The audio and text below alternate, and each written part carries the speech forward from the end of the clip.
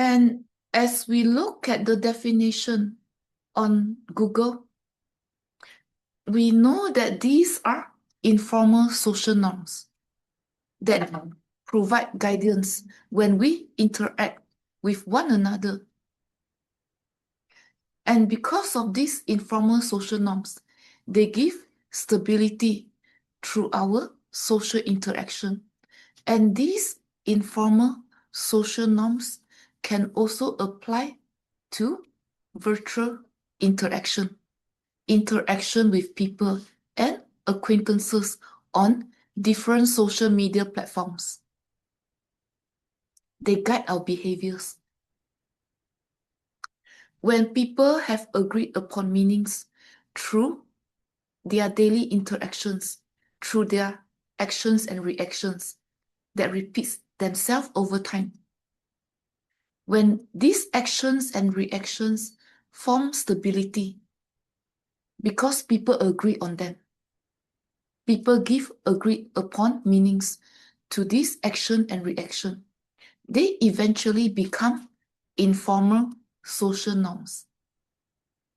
And there's a distinction between mores and folkways. Mores are enforced social norms to safeguard people's social welfare.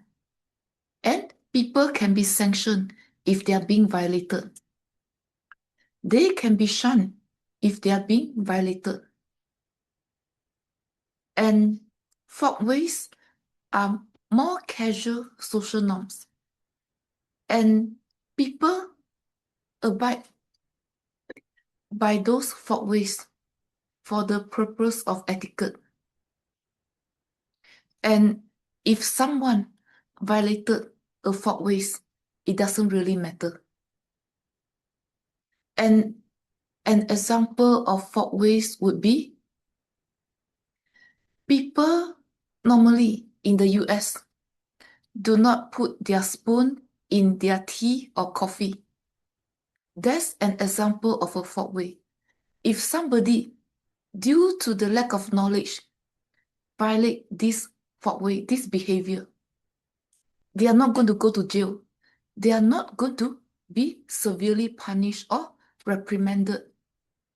People around them may give us or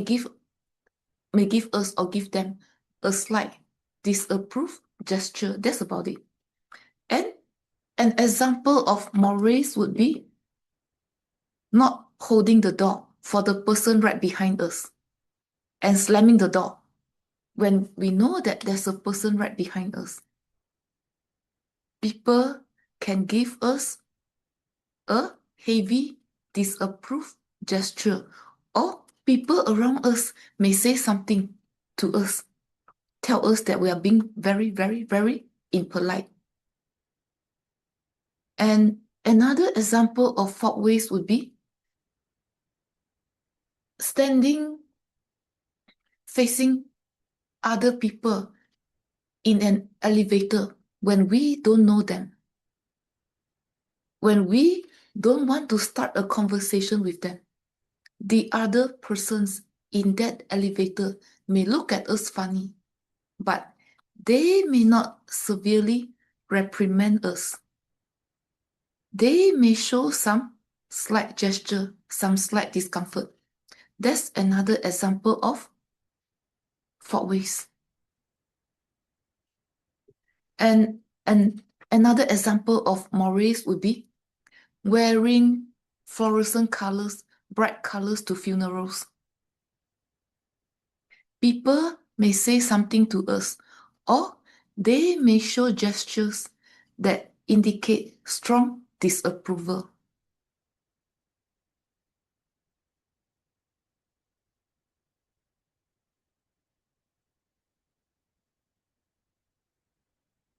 And mores and folkways can change through the process of social change. And this in turn can change the way how we interact with other people. I'm sure you heard about the Salem witches trial. Yeah, you learned that in school before. And Maybe back in those days, in the colonies, another example of mores would be people were essentially expected to go to church on Sundays. If they were missing from church, people may say something quite harsh to them.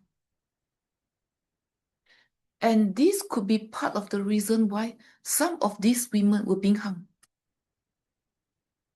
They had a different lifestyle. And maybe they violated a very important mores, or what they did was outrightly illegal. But nowadays, if people consider themselves witches or Wiccans, are they going to be severely reprimanded? Or it's just another way of life? So, mores can change over time and context. And folkways can also change over time and context.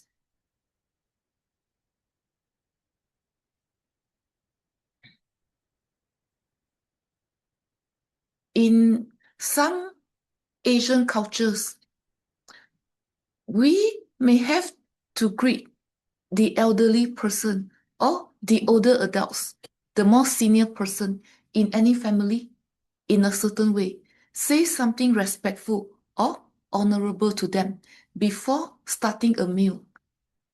And we don't start a meal until other people start the meal. This applies to almost all cultures, not only to Asian cultures.